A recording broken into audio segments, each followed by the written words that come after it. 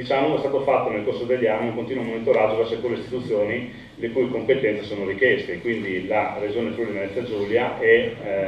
dal 2006 dalla provincia di Udine, perché una parte delle emissioni atmosferiche viene curata anche dall'assessorato all'ambiente della provincia di Udine. Come dicevo prima, questa è una prima introduzione, nel senso che si è sempre voluto essere informati, si è sempre voluto cercare di informare attraverso i consigli comunali, attraverso articoli, ma anche attraverso collaborazione, sinergie con il comitato, perché tutta la documentazione che ci arrivava veniva per conoscenza girata al comitato per una legittima trasparenza di quello che era la situazione. Diciamo che non si è mai un attimo fermati. Sicuramente alcune cose sono state fatte. La zona industriale presenta delle problematiche di polveri sottili e diffuse. Dobbiamo dire che il monitoraggio che è stato fatto nel caso dell'ARPA ha evidenziato questo fattore, ma diceva anche che era rinchiuso o così limitato a quello che è soltanto la zona industriale. Il Comune di Moimacco ha voluto ulteriormente finanziare un monitoraggio presso i plessi scolastici, zona insomma, come sappiamo tutti, molto sensibile visto la presenza dei bambini, per un periodo di 3 mesi, soprattutto quando nel periodo invernale da gennaio a marzo, in cui si ha lo sviluppo di queste polveri sottili e la presenza, ed sono stati evidenziati che la situazione che ricade nella zona industriale non è presente all'interno dell'abitato di Moimacco, se non per alcuni sforamenti che sono dovuti a situazioni ambientali particolari. Praticamente nel momento in cui c'erano le polveri sottili a Udine si presentavano come Moimacco, quindi o tempo, bassa pressione, visto che comunque anche a Moimacco non c'è un grandissimo traffico. Quindi l'ARPA stessa nel suo continuo monitoraggio aveva detto che l'effetto ricade soltanto in zona industriale e nel suo lavoro ha continuato a monitorare sia l'azienda ma soprattutto quello che è quella che un po' produce un po' più degli altri queste polveri, che è l'acciaieria. Diciamo che negli ultimi 2 anni,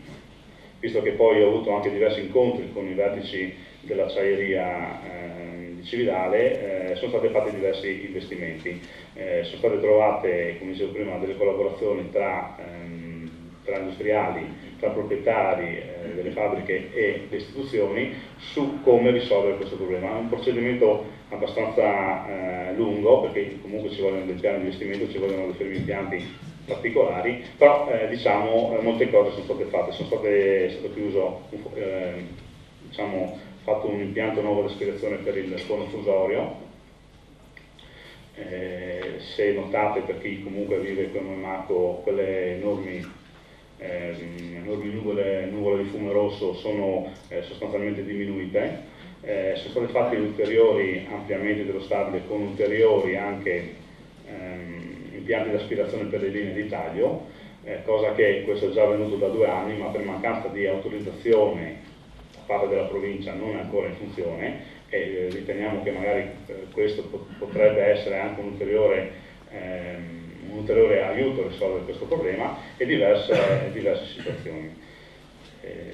Quindi diciamo non è mai calato la nostra attenzione per quello che riguarda queste problematiche.